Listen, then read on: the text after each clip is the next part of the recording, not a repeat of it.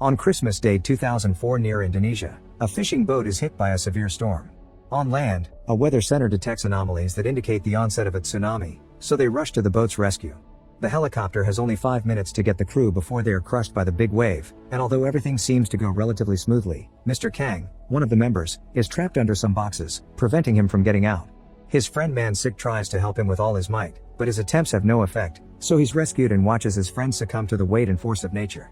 A couple of days later, the tsunami event caused a national impact, with damages in places like India, Indonesia, and Sri Lanka, leaving thousands dead and injured. 5 years later in the summer, Man Sik is trying to pull out a loose tooth of his son Sung Yun on the beach, but then a friend appears and tells him that he must leave with him immediately. On the street, the owner of a seafood store complains to a girl for selling fish in front of her stall, accusing her that her attitude stems from being an orphan. The conflict escalates to blows, but they are promptly separated by Man Sik, who reveals himself to be the lady's son and the head of the Prosperity Association. He overly protects this girl for being Yunhee, the daughter of his former shipmate, whom he swore to take care of. While he has a high regard for Yunhee, she assures him that she doesn't need his protection. At that moment, a group of investors appears together with Yuk Jo, a businessman who assures that Haeundae is a tourist site suitable for investment, but just at that moment he is assaulted by one of the citizens, who criticizes him for taking advantage of the town's situation to become richer. Meanwhile, geologist Kim Hui warns a board of investigation about the dangers of a possible new tsunami. Kim Hui's personal life takes a toll on him as he is in the middle of a divorce with his wife Eugene. Outside the meeting, Kim Hui is surprised by Jimin, his daughter with Eugene, but who is unaware of their relationship, and who remains part of the woman's new family. Back on the beach, 3 girls are surprised by 3 boys, who take them on a yacht out to sea. One of them, Himi, doesn't look so impressed, but the others ask her to go with the flow to take advantage of this opportunity. Parallel to this, local bum Dong Chun and Sung Yun plan a scam where he pretends to be blind, while the boy sings pretending to be badly injured. This seems to work, with Jimin taking pity on the situation in the streets. On the yacht, the Himi falls overboard while trying to smoke a cigarette, with everyone else distracted by the music. To her luck, a patrolling lifeguard appears, but in his attempt to rescue her, he knocks her out and jumps into the water to get her. As he does so, Himi becomes desperate and begins to choke him, but he knocks her unconscious and manages to save her. He gives her mouth-to-mouth resuscitation, but the girl wakes up and bites his lip, so the lifeguard hits her again to knock her out. On the shore, Man Sik greets Yunhee and hands her a bag full of vegetables. The two talk about Sung Yun's whereabouts, and Man Sik receives a call from the police station, where he discovers that his son was arrested for the attempted scam. Upon arrival, Man Sik starts fighting with Dong Chun while his son cries in despair. At the conclusion of the bitter scene, father and son go to Yunhee's stall to get something to eat, where Man Sik gets drunk easily, and are visited by Hyung Sik, Man Sik's younger brother, and who turns out to be the lifesaver from before. A family compliments the boy's appearance, who reveals that Yunhee is not his mother, as the real mother abandoned them. The situations continue unfolding, with Yuk Jo losing shareholders, Kim Hui receiving news of new tsunami activity from Japan, and Man Sik's friends saying that his feelings for Yunhee are now more than evident. Man Sik's mother shows up to threaten against Yunhee, but as usual, the man defends her. The 3 yacht boys show up to eat at Yunhee's stall, and after serving them, she talks to Dong Chun, whom she forces to accompany her on her daily catch. Man Sik shows up before they set sail, inviting the girl to a baseball game with Sung Yun, to which she accepts. A group of lifeguards listens to the game on the radio, and one of them asks Hyung Sik what happened to his lip. When they tell him that the person who did that must have been crazy, Himi appears to talk. She tells him that he should take responsibility for the injuries he caused her, and intervenes in his call to wait for his answer. Late at night, she tells her friends that she will be back late, as she has an increasingly close conversation with Hyung Sik. At the game, Man Sik gets drunk again and starts insulting the batsman, much to the embarrassment of his son and Yunhee. The police make an appearance and take him out of the stadium before descending into further conflict. Upon returning home, he finds his mother talking to old Yuk Jo, who is actually his uncle. After insulting him before leaving, Man Sik kicks his dog, receiving a scolding from his mother. At the dock, Dong Chun accompanies Yunhee, who receives a note from Man Sik. Just then, the young men from the yacht arrive and threaten Yunhee and tell her that she gave poisoned food, making one of them sick. Dong Chun tries to defend her, but the 2 boys outnumber him in strength. That's when Hyung Sik shows up to defend his friend, beating the boys.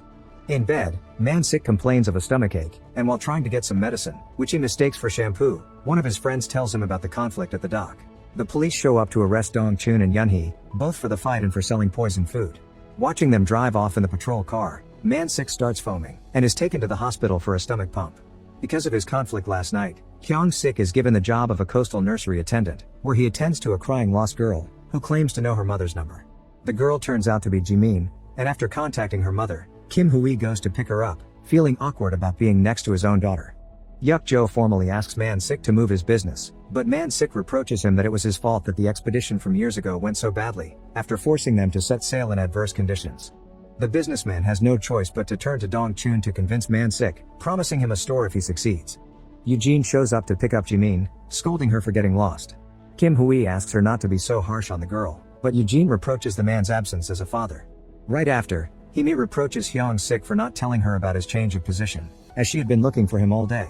The two share a meal, where Himi mentions studying for being an actress, giving him an acting sample too realistic for the people around them. Man-sik talks to Yun-hee, and they both mention her father's memorial, remembering the first time they met, when Man-sik saw Yun-hee's father as a leader.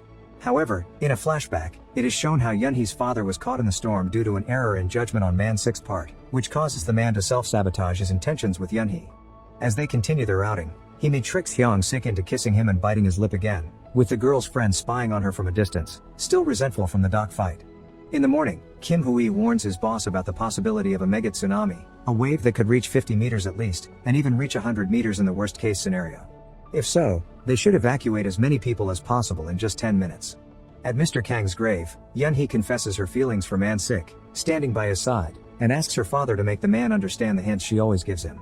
Man-sik breaks down in tears, apologizing to the grave of his former friend. He and his brother meet and talk about their women's case, unable to give each other good advice. As he arranges another outing with Himi, Hyung-sik is intercepted by the yacht boys, who beat him up and tell him never to see Himi again. After finishing her dinner, Yun-hee talks to Yuk-jo, who is happy that his project is on track.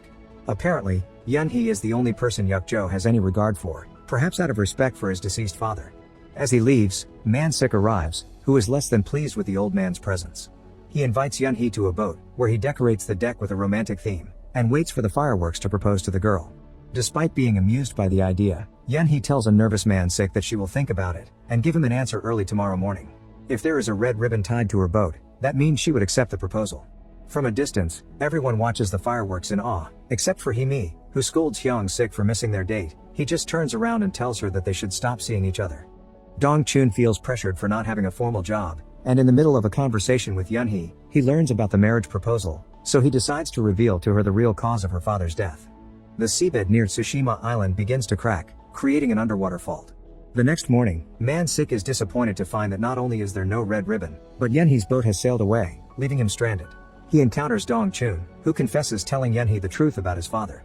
Man-sik lunges at the snitch, but the battle is suddenly stopped by a seagull that crashes into Dong-chun's car. As they watch the sky, they notice how the birds seem to fly away from the area, for they foreshadow something bad. Kim Hui tries to convince his boss to evacuate the entire region before tragedy strikes, but he says that if they do, they will be a laughingstock. He warns Eugene about the threat, but she believes it is an attempt to sabotage her career.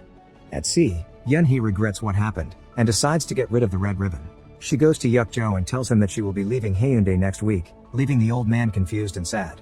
The underwater break situation becomes untenable, and a state of emergency is reported, announcing it to the entire city. Just as Yun-hee and Man-sik meet, the earthquakes begin, and all the people on the beach fall from the tremors. Disasters start to happen, with Dong-chun and Yuk-jo crashing their cars, Eugene getting trapped in an elevator and a cargo ship being capsized at sea. Also, Himi is with her suitor on the yacht, getting caught in the middle of a massive storm. Kim Hui tells his boss that they must get everyone in the highest possible spaces, and leaves to find his wife and daughter, with the latter watching from her window as the giant wave approaches them. The beach gradually runs out of water, with people running for shelter and causing havoc in the city. Man-sik and Yun-hee flee too, with a wave forming behind them, of a size that can cover almost the entire region.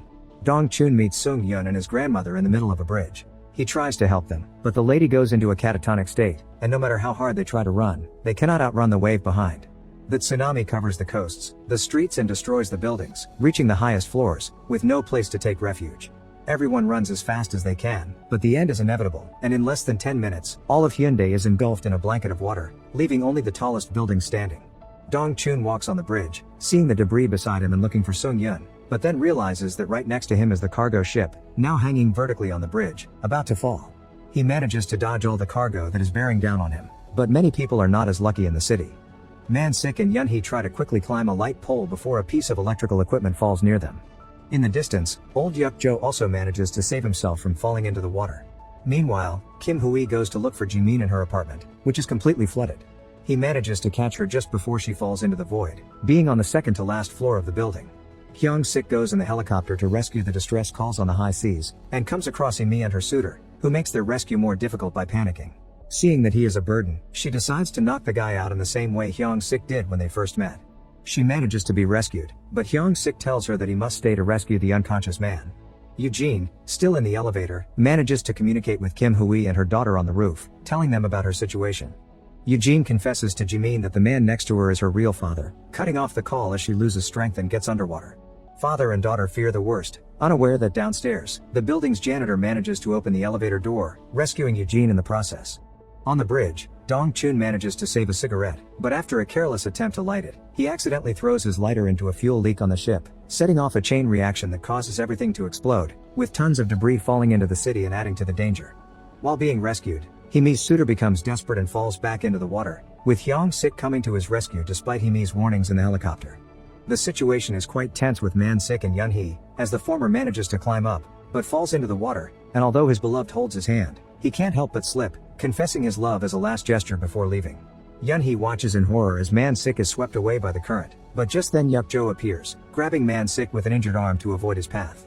He manages to rescue him, and as he gives a smile to his nephew and Yun-hee, he is rammed by a giant sign, carried away by the current. During the helicopter rescue, the rope holding Hyung-sik and Imi's suitor breaks a little because it can't support so much weight, so Hyung-sik makes a strong decision. He decides to sacrifice himself, asking his rival to give Imi his watch, which she always liked. Despite the cries and pleas, the lifeguard ends up making the ultimate sacrifice, smiling from the surface at his beloved, only to be swept away by a wave. At the top of a building, Eugene is reunited with Jimin and Kim Hui, but they see another wave approaching in the distance, so they tell the rescue team that they are with a little girl, so they must give priority to save her. They manage to get a lady to hold her, but the parents can only watch their daughter soar through the air, saying goodbye forever. The pair share one last hug, with Kim Hui apologizing for everything. The rescuers go back over the building's roofs, and Dong-chun along with Mansky's mother, watches Sung-yun struggles to swim, trying to save him. Some time later, a service is held to honor the rescuers who gave their lives for the city, including Hyung-sik. Among those present are Man-sik, his mother and son, Yun-hee, Himi and her friends who were able to survive, with her keeping Hyung-sik's special watch. Murals are made to honor the fallen, including Yuk-jo, Kim Hui and Eugene, and on the beach, Jimin and Sung-yun talk about what happened, with her asking him if they had met before, not remembering the scam from the beginning. The boy tells her no and they part ways. As they clean up, Man-sik's friends comment on how old Yuk-jo canceled his contract on behalf of the merchants in the area, about how Dong-chun's mom perished while buying a pair of shoes for him, and that Dong-chun received an award for saving several people during the disaster. Dong-chun mourns the loss of his mother holding a picture of her. Man-sik and his family go to his aunt's house, where his mother gives them life advice and hugs Yun-hee, forgiving her for everything. At the dock, Yun-hee sees the debris of her tent, and finds the red ribbon from earlier. Man-sik intercepts her and steals the ribbon, but it slips away and flies with the wind to the sky.